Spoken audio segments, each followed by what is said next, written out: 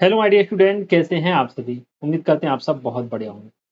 तो आज की इस क्लास में हम चैप्टर 3 आयु की विविध प्रश्नावली पढ़ेंगे।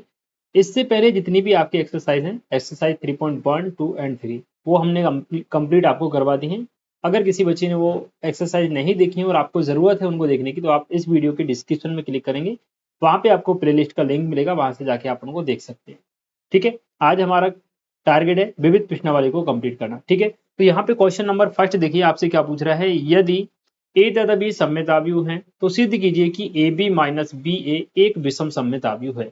अब देखो, ये क्वेश्चन को करने से पहले मैं आपको दो तीन चीजें यहाँ पर क्लियर कर दूं। देखिए, दो तीन चीजें आपको याद रखनी है, मैं यहाँ साइड में लिख रहा हूँ। एक तो अगर ए सममित आव्यूह है, अगर ए क्या है, सममित आव्यूह है, तो ए का जो पूरक होता है या ए का जो परिवर्त होता है वो ए डैश बराबर ए होता है, यानी ए का परिवर्त खुद ए ही होता है। और अगर ए विषम सममित है, तो अगर ए विषम सममित है तो ए का परिवर्त माइनस ए के बराबर होता है। ठीक है, हालांकि ये सारी चीजें मैंने पिछली क्लासेस में आपको बता दी हैं, फिर भी इनका रिवीजन बहुत जरूरी है।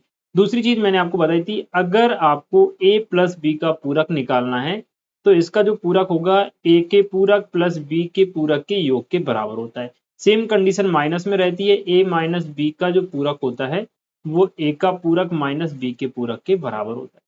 एक और कंडीशन आपको याद रखिए, ए और बी अगर N2 में है, इनका आपको पूरक निकालना है तो बी का पूरक पहले आता है, ए का पूरक बाद में आता है। ये कुछ बेसिक सी चीजें हैं जो आपको जानना बहुत जरूरी है इन क्वेश्चन को सॉल्व करने के लिए। ठीक है, अब आप देखें पहला क्वेश्चन। क्वेश्चन नंबर फर्स्ट आपसे क्या पूछ रहा है, ए तथा बी सममित आव्यूह है। तो सबसे पहले तो हम लिख लेंगे दिया है ए तथा बी सममित आव्यूह है। ए तथा बी सममित आव्यूह है। सममित आव्यूह है, इसका मतलब हो गया सममित आव्यूह है। सममित आव्यूह का मतलब होता है ए डैश बराबर ए और बी डैश बराबर बी। ए सममित है तो ए डैश बराबर ए हो जाएगा, और बी सममित है तो बी डैश बराबर क्या हो जाएगा, बी हो जाएगा। हमें क्या प्रूव करना है, ए बी माइनस बी ए एक विषम सममित आव्यूह है। अब देखो, जब कोई आव्यूह विषम सममित होता है तो उसका पूरक उसके माइनस के बराबर होता है। अब देखिए, प्रूफ क्या करना है हमको, हमें प्रूफ करना है, प्रूफ दैट, आपको ये प्रूव करना है कि ए बी माइनस बी ए एक विषम सममित आव्यूह है। इसका मतलब ये हुआ कि ए बी माइनस बी ए अगर ये विषम सममित है तो इसका जो परिवर्त होगा वो इसके नेगेटिव के बराबर होगा, यानी माइनस ब्रैकेट में बी ए माइनस का, सॉरी बी ए नहीं होगा यहाँ पर, ए बी माइनस का बी ए बी माइनस का बी ए, ये चीज हमको प्रूव करनी है। आई होप ये चीज आप समझ गए होंगे। ठीक है, यहाँ पे आप देखें एल एच एस ले लो भाई। एल एच एस के बराबर में आपको क्या दिया है, ए बी माइनस बी ए और इसका पूरक दिया हुआ है। देखना भाई, अभी मैंने आपको बताया ए का पूरक ए के बराबर होता है, और ए माइनस बी का पूरक ए का पूरक माइनस बी के पूरक के बराबर होता है। तो यहाँ पे आप देखिए, ये हो जाएगा आपका ए बी का पूरक माइनस बी ए का पूरक। देखेंगे ए बी का पूरक क्या होता है, ये वाली कंडीशन देखो, ए बी का पूरक होता है बी का पूरक ए का पूरक माइनस, ये हो जाएगा आपका ए का पूरक और बी का पूरक। अब प्रश्न में देखना एक चीज कि ए का जो पूरक है वो ए के बराबर है क्योंकि ए सममित है, बी भी सममित है, इसलिए बी डैश बराबर भी क्या दिया है, वी दिया हुआ है। तो यहाँ पे आप मान रख दो, वी पूरक की जगह हम बी के पूरक की जगह क्या रखेंगे, हम रखेंगे बी। ए के पूरक की जगह हम ए रखेंगे, माइनस ए डैश की जगह आप क्या रखेंगे ए, और बी डैश की जगह क्या रखेंगे बी। दोनों में से आप माइनस को कॉमन लेंगे, माइनस कॉमन लेंगे तो ये जो माइनस का ये प्लस का बन जाएगा, ए भी क्या हो जाएगा आपका, ए बी आपका प्लस का हो जाएगा और बी ए आपका माइनस का हो जाएगा, माइनस कॉमन लेने के बाद। अब आप देखें, यही चीज हमको प्रूव करनी थी। ये आपका क्या आ गया, आर एच एस आ गया। एल एच एस के बराबर में क्या आ गया, आर एच एस। तो हम लिखेंगे अतः ए बी माइनस बी ए एक विषम सममित आव्यूह है, एक विषम सममित आव्यूह है। ये हो गया आपका क्वेश्चन नंबर फर्स्ट क्लियर। ठीक है, चलिए सेकंड क्वेश्चन हम इसका देख लेते हैं। सेकंड क्वेश्चन भी कुछ इसी प्रकार का है, सेम टू सेम ही लगभग है। जो चीजें हमने फर्स्ट वाले क्वेश्चन में की वही चीजें आपको यहाँ पर करनी है। तो देखिए, सिद्ध कीजिए कि आव्यूह बी डैश ए बी सममित तथा विषम सममित है यदि ए सममित है और ए विषम सममित है। दो कंडीशन में यहाँ पर क्वेश्चन प्रूफ होगा। नंबर वन तो क्या दिया है आपको, हम लिखेंगे नंबर 1, यदि ए सममित है, यदि ए सममित है तब आपको प्रूव करना है कि बी डैश ए बी भी सममित होगा। यदि ए सममित है तो prove that, number 1 condition, prove that, ये प्रूव करना है कि जो बी डैश ए बी है ये भी क्या है, सममित होगा। ठीक है, सममित है, ये आपको प्रूव करना है। अब सममित का मतलब क्या होता है, देखो जैसे ए अगर सममित है तो ए डैश का पूरक जो होगा, ए का पूरक होगा वो ए के बराबर हो जाएगा। ठीक है, ये होती है सममित की कंडीशन। यानी कि यहां पर आप देखें बी डैश जो है और ए बी, अगर ये सममित होगा, अगर ये सममित होगा तो इसका जो पूरक है वो इसी के बराबर आ जाएगा। किसके बराबर, बी डैश ए बी के बराबर आ जाएगा। ये चीज हमको प्रूफ करनी है। ठीक है, यहां पर आप ले लेंगे एलएचएस। एलएचएस में क्या दिया है आपको, बी डैश ए बी दिया हुआ है। ठीक है भाई, अब देखो और इसका क्या है, पूरक, तो ये पूरक देखना। अभी मैंने आपको एक चीज बताई थी कि ए बी का अगर पूरक आप निकालेंगे तो क्या आएगा, बी का पूरक ए का पूरक आता है। तो यहाँ देखना ए की जगह तो बी डैश है और बी की जगह ए बी है, तो ये क्या बन जाएगा, ये बन जाएगा आपका ए बी का पूरक एंड बी के पूरक का पूरक बन जाएगा, वी डैश और उसका भी डैश बन जाएगा। ठीक है, अब यहाँ देखना ए बी के डैश में फिर से यही नियम लगेगा आपका, तो ये बन जाएगा B dash A dash and B dash और इसका भी डैश है, यानी किसी पूरक के पूरक निकालते हैं, जब किसी आव्यूह की पूरक का पूरक निकालते हैं तो वो आव्यूह खुद ही आ जाता है ना। तो यहाँ पे क्या हो जाएगा, बी डैश का डैश है तो ये बन जाएगा आपका बी। क्लियर, अब यहाँ पे देखना, देखो भाई ए बी डैश का हो गया, बी डैश ए डैश और बी। देखना बी डैश तो आपका ऐसे ही रहा, ए डैश का मान आपको प्रश्न में दिया है यदि ए सममित है, यानी ए सममित है इसका मतलब क्या होता है, ए सममित है तो ए डैश बराबर क्या होता है, ए। तो ए डैश की जगह आपको क्या रखना है, ए रखना है। तो यहाँ देखो ये जो ए डैश लिखा है इसकी जगह आपने रख दिया ए, और यहाँ जो बी लिखा है वो बी। यहाँ लिख देना आप ए एक सममित आव्यूह है, चूंकि ए एक सममित आव्यूह है, सममित आव्यूह है। तो ये देखो प्रूफ हो गया आपका, आपके पास आ गया बी डैश ए बी, और यही चीज हमको प्रूफ करनी थी, और ये बराबर में क्या आ गया, आर एच एस आ गया, हैंस प्रूव्ड। ठीक है, आप लिख सकते हैं अतः बी डैश ए बी एक सममित आव्यूह है। पहली कंडीशन तो ये हो गई। दूसरी कंडीशन हमें क्या करनी है वो भी देख लें भाई। देखिए दूसरी कंडीशन में क्या करना है, यदि ए विषम सममित है, यदि ए विषम सममित है, विषम सममित है,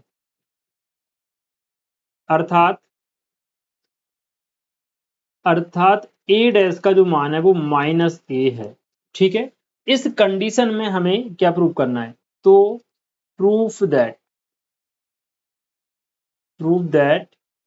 देखो इस कंडीशन में हमें ये प्रूव करना है कि जो बी डैश ए बी है ये भी एक विषम सममित आव्यूह है, बी डैश ए बी एक विषम सममित आव्यूह है, विषम सममित है। ये चीज हमको प्रूव करनी है। इसको हम मैथमेटिकल फॉर्म में कैसे लिखेंगे, देखो अभी मैंने वही चीज आपको बताई कि अगर ए विषम सममित है तो ए का जो पूरक होता है वो क्या होता है, माइनस ए के बराबर होता है। हमें ये प्रूव करना है कि ये एक विषम सममित है। अगर ये विषम सममित होगा तो बी डैश ए बी इसका जो पूरक होगा वो इसके नेगेटिव के बराबर हो जाएगा, यानी minus B dash A B के बराबर हो जाएगा अगर ये विषम सममित है तो। ठीक है, यहां से ले लेंगे हम एलएचएस। एलएचएस के बराबर में आपको दिया है बी डैश ए बी और इसका पूरक। अब यहाँ पे देखो एक फॉर्मूला जो सबसे ज्यादा बार यूज हो रहा है, ए बी का पूरक, ये होता है आपका बी का पूरक और ए का पूरक। तो देखना ए की जगह अभी बी डैश है और बी की जगह ए बी है। ठीक, तो देखना ए बी का पूरक तो आ जाएगा पहले एंड बी के पूरक का पूरक आएगा बाद में। अब यहाँ पे आप देखें ये हो जाएगा आपका बी का पूरक ए का पूरक और बी के पूरक का पूरक हो जाएगा बी। अब देखिए भाई बी डैश ए डैश का मान आपको माइनस ए प्रश्न में दिया है एंड बी ऐसे ही रखेंगे, यहाँ से माइनस आ जाएगा आगे, फिर बी डैश और ए बी को लिख दो साथ में, और ये आपका आ गया आर एच एस। यही चीज आपको क्या करनी थी, प्रूव। तो हम लिख सकते हैं अतः बी डैश ए बी एक विषम सममित आव्यूह है। कब होगा, जब ए भी विषम सममित होगा, एक विषम सममित आव्यूह है। ठीक है, कब, जब ए भी विषम सममित आव्यूह है तब। तो ये सेकंड क्वेश्चन आपका कंप्लीट होता है। इसी प्रकार से देखते हैं हम थर्ड वाला क्वेश्चन। थर्ड क्वेश्चन थोड़ा डिफरेंट है लेकिन इजी है, टफ बिल्कुल भी नहीं है, बहुत आसान है। देखिएगा, एक्स वाई जेड के मान आपको ज्ञात करना है। आव्यूह ए बराबर दिया है और आव्यूह ये जो है वो ए डैश ए बराबर आई को संतुष्ट करता है। ठीक है, तो यहाँ पे हम लिख लेंगे क्वेश्चन नंबर थर्ड, ए बराबर क्या दिया है भाई, देखना ए बराबर दिया है 0x(x), 2y, फिर दिया है -y, सॉरी y दिया है पहले और -y दिया है बाद में, फिर आपको दिया है z, -z, z and i का मतलब क्या होता है, i का मतलब होता है इकाई आव्यूह। ठीक है, अब देखो एक चीज आपको दे रखी है a डैश a बराबर i, ये चीज आपको प्रश्न में दी गई है। तो यहाँ पर आपको किस किस चीज के मान निकालने हैं, आपको निकालना है a डैश का मान और i का मान। तो i का मान तो आप जानते ही हैं भाई, i बराबर होता है 1 0 0 0 1 0 0 0 1। ये क्या है, एक विषम सममित आव्यूह है इसलिए। ठीक है, सॉरी क्या बोल दिया मैंने, ये एक इकाई आव्यूह है या जिसको बोलते हैं तत्समक आव्यूह। और 3 कोटि 3 का निकालना है क्योंकि ए का जो मान है इसकी कोटि भी 3 गुणा 3 है, इसलिए ये भी हमने 3 गुणा 3 कोटि का आव्यूह बनाया है। ठीक है, चलिए अब हमें निकालना है ए डैश का मान। तो ए डैश बराबर होता है ए का परिवर्त। परिवर्त का मतलब होता है पंक्ति को स्तंभ में बदल दो, स्तंभ को पंक्ति में। तो यहाँ पे आप देखें 0 2y(z), पंक्ति में लिखा है 0 2y(z), इसको हम स्तंभ में लिखेंगे 0 2y(z), फिर लिखा है x y माइनस z, तो ये आपका स्तंभ में आ जाएगा x y माइनस z, फिर x माइनस वाई जेड, तो यहाँ आ जाएगा x माइनस वाई जेड। ये आ गया भाई ए जेड का मान। अब आपको प्रश्न में जो दिया है वहां पर ए डैश और आई का मान रख दीजिए। ठीक है, तो हमको क्या दिया है हम यहाँ पे लिख लेते हैं। देखिएगा हमें दिया है ए डैश ए बराबर आई दिया है, तो ए डैश का मान रखो भाई सबसे पहले 0 2y, एक मिनट इसको मैं यहाँ से हटाता हूँ, ऊपर लिख लेता हूँ। देखिएगा हमारे पास दिया है भाई ए डैश ए बराबर आई दिया है, यहाँ रखेंगे ए डैश का मान 0 2y z x y minus z, x y minus z and x minus y z, x minus y z, ये आपको दिया है। यहाँ पर रखेंगे हम x का मान, x का मान है 0 डबल x 2y y और माइनस y, माइनस का y, फिर दिया है z माइनस z z, बराबर में i का मान रख दो भाई। i का मान है 1 0 0 0 0 1 एंड 0, सॉरी यहाँ पे हो जाएगा 1 0 1 0 एंड 0 0 1, ये आपका हो गया। अब देखना ए डैश ए का जो मान रखा उनका गुणा कर दो फटाफट से। तो गुणा करना हमने सीखा हुआ है पिछली क्लासेस में, तो देखो गुणा हम डायरेक्टली कर देते हैं यहाँ पे। देखो 0 का 0 में गुणा आया 0, x का x में गुणा हुआ प्लस का x वर्ग, और x का x में गुणा हुआ तो x वर्ग। फिर देखना 0 का भाई 2y में होगा तो कितना आएगा 0, प्लस x का गुणा y में होगा तो प्लस के xy, x का गुणा माइनस y में होगा तो माइनस का xy। फिर 0 का गुणा भाई z में होगा तो कितना आएगा 0, x का गुणा z में होगा तो xz, x का गुणा माइनस z में होगा तो माइनस का xz आएगा यहाँ पर, और यहाँ पर आ जाएगा प्लस का xz। ठीक है, यहाँ देखो 2y का गुणा 0 में 0, 2y का गुणा x में हुआ तो 2y(x) आया, सॉरी 0 का गुणा 0 में 0, 2y का x में हुआ, एक मिनट मिस्टेक हो गया, देखना बेटा 0 का गुणा हुआ है 0 में 0, फिर सॉरी 2y का गुणा 0 में 0, x का y का x में xy आएगा 0 प्लस xy, और x का y माइनस y में होगा जा माइनस y में हो जाएगा, तो ये माइनस का कितना आ जाएगा x y आ जाएगा। ठीक है, यहाँ पर रहेगा आपका x। दूसरा देखो 2y का गुणा होगा 2y में तो कितना आएगा 4y², फिर देखना y का y में हो जाएगा y², और माइनस y का माइनस y में हो जाएगा प्लस का y²। यहाँ से देखना भाई 2y का गुणा किस में होगा z में, तो ये आ जाएगा आपका 2yz, फिर आप y का गुणा माइनस z में करेंगे तो माइनस का yz, और ये हो जाएगा आपका माइनस का yz। देखना जेड माइनस वाई का जेड में माइनस वाई जेड, जेड का गुणा जीरो में जीरो माइनस जेड का गुणा एक्स में आएगा तो माइनस का जेड एक्स और फिर आ जाएगा प्लस का जेड एक्स। ऐसे देखना जेड का गुणा टू वाई में करेंगे तो ये आ जाएगा two Y Z minus minus Z का वाई में करोगे तो माइनस का वाई जेड माइनस और यहाँ जेड का माइनस वाई में करोगे तो ये भी माइनस का वाई जेड जाएगा। जेड का करेंगे भाई जेड में तो कितना आएगा बच्चों जेड स्क्वायर फिर आ जाएगा जेड स्क्वायर फिर भी आ जाएगा जेड स्क्वायर। देखो जेड का जेड में Z square minus Z Z square और जेड जेड स्क्वायर। ठीक है, इस प्रकार से हमने ये गुणा कर लिया। देखो सबसे लंबी प्रोसेस अगर आव्यूह में कहीं पर है तो वो गुणा करने में होती है। गुणा करने में टाइम भी थोड़ा सा ज्यादा लग जाता है और ध्यान भी आपको ज्यादा रखना पड़ता है ताकि माइनस प्लस की यहाँ पर मिस्टेक ना हो। ठीक है, अब जैसे हमने गुणा किया और बराबर में आपको दिया हुआ है इकाई आव्यूह यानी 1 0 0 0 1 0 0 0 1 ये हमने यहाँ लिखा। देखना ये हमारा इतना पहला पार्ट हो गया भाई। इसके बाद यहां से करना है तो देखना बेटा ये एक्स स्क्वायर जुड़ के कितना हो गया 2x²। यहाँ पर ये प्लस माइनस के कट गए, ये प्लस माइनस के कट गए, यहाँ ये कट गया। इधर देखना वाई जेड 2y हो जाएगा, इससे ये कट जाएगा, ये भी माइनस प्लस के कट गए और ये माइनस प्लस के कट गए तो यहाँ बचा 2x²। यहाँ आ गया आपका जीरो, यहाँ भी आ गया जीरो, यहाँ जीरो आया भाई, यहाँ हो जाएगा आपका 4 और 2 6y², इधर हो जाएगा जीरो, यहाँ जीरो जीरो और यहाँ पर हो जाएगा आपका 3z²। ठीक है भाई, और बराबर में आपको क्या दिया है, बराबर में दिया है 1 0 0 0 1 0 0 0 1। ठीक है, अब दोनों अवयवों के बीच में बराबर का चिन्ह लगाए तो यहाँ पर अवयव कैसे होगा समान, संगत अवयवों की तुलना कर देंगे। लिखेंगे हम संगत अवयवों की तुलना करने पर, संगत अवयवों की तुलना करेंगे। देखना 2x वर्ग के बराबर में क्या दिया है 1 तो आप लिखेंगे 2x वर्ग बराबर 1 एंड 6y वर्ग के बराबर में भी क्या दिया है 1, दूसरा हो जाएगा 6y वर्ग बराबर 1 एंड यहाँ पर 3z वर्ग बराबर भी कितना जाएगा 1। ठीक है, यहाँ से x y z के आप मान निकालेंगे। देखो पहला आपके पास आया 2x वर्ग बराबर 1 आया 1 तो यहाँ से देखना x वर्ग बराबर आ जाएगा 1/2 एंड यहाँ से x का वर्ग हटाएंगे तो ये हो जाएगा प्लस माइनस √1/2 यानी कि x का मान कितना आ गया प्लस माइनस 1/√2। इसी प्रकार दूसरा देखिए, दूसरा हमारे पास क्या था 6y² बराबर में 1 तो यहाँ से y² का मान कितना आ गया 1/6। सेम प्रकार y का मान निकालना है तो y बराबर यहाँ से आ जाएगा प्लस माइनस 1/√6।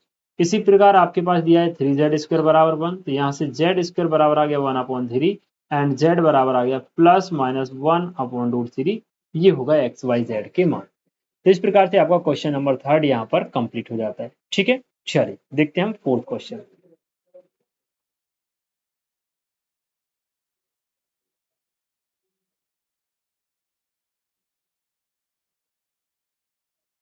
क्वेश्चन नंबर 4 आपके सामने x के किस मान के लिए 1 2 1 फिर 1 2 0 2 0 1 1 0 2 0 2 x बराबर 0।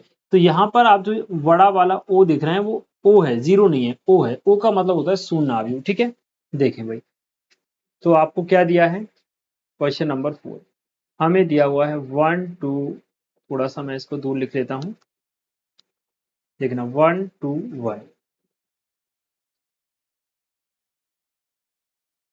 फिर दिया है 1 2 0 2 0 1 एंड 1 0 2 दिया है। ठीक है,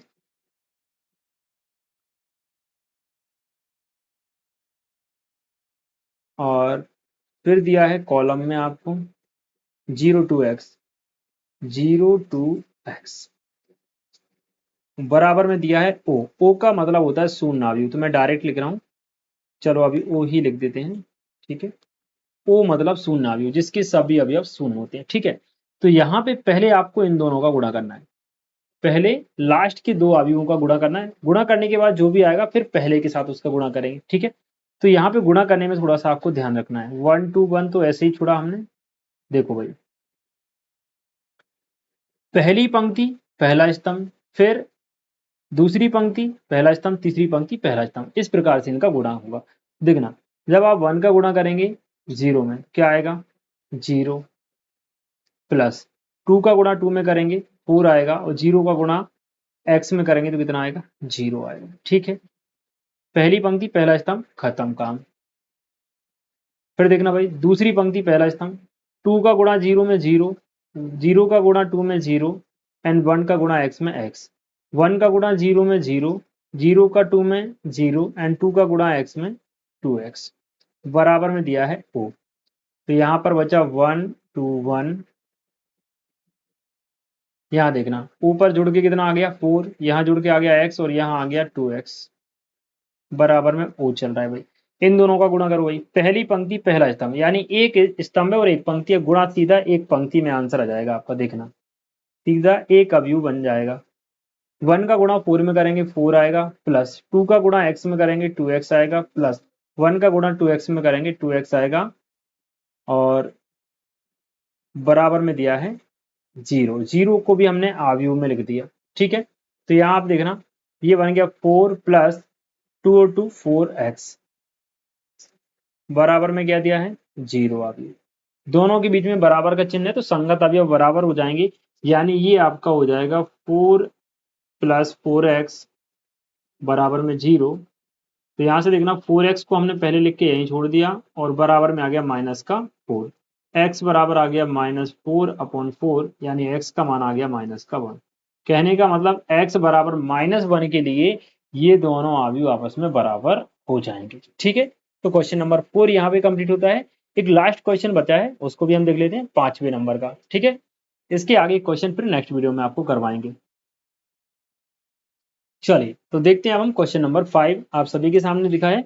यदि a बराबर 3 1 -1 2 हो तो सिद्ध कीजिए a² - 5a + 7i बराबर o। o मतलब शून्य अवयव, जीरो नहीं है, इस चीज को आप जीरो समझने की गलती ना करें। ठीक है भाई, देखो a बराबर आपको दिया है, a बराबर दिया है 3 - 1 एंड 1 2। आपको प्रूफ करना है, proof that a² - 5a plus का 7i बराबर o। तो a² का मान चाहिए हमें, 5a का मान चाहिए और 7i का मान चाहिए। तो यहाँ सबसे पहले हम निकाल लेते हैं 5a का मान। 5a का मान हो जाएगा 5, a का मान आपके पास है 3 - 1 2, 3 - 1 1 2। तो ये देखना 5a बराबर 5 का अंदर गुणा होगा तो 5 दिया 15, 5 एकम 5 माइनस का 5 और 5 दूनी 10, ये हो गया 5i का मान, 5a का मान। फिर 7i का मान क्या हो जाएगा भाई 7, दो कोटि का i बना लो आप, i मतलब इकाई आलू 1001। तो 7i बराबर हो जाएगा 7007। अब हमें चाहिए a² का मान, तो a² हम यहाँ पे निकाल लेते हैं भाई। देखिएगा a² मतलब हो गया a इंटू ए। a² बराबर a का मान रखो 3 - 1 1 2, फिर a का मान रख दो 3 - 1 1 2, गुणा कर दो तो a² बराबर देखना भाई a² का मान देखना 3 का गुणा 3 में हुआ 9 प्लस 1 का गुणा -1 में हुआ तो ये माइनस का 1 आ जाएगा। 3 का गुणा 1 में होगा तो 3 और 1 का गुणा 2 में होगा तो प्लस का 2 आ जाएगा। -1 का गुणा 3 में होगा तो माइनस की 3 प्लस 2 का गुणा -1 में होगा तो ये भी माइनस का 2 आ जाएगा। फिर -1 का +1 में होगा -1, 2 का होगा 2 में तो ये प्लस का 4 आ जाएगा।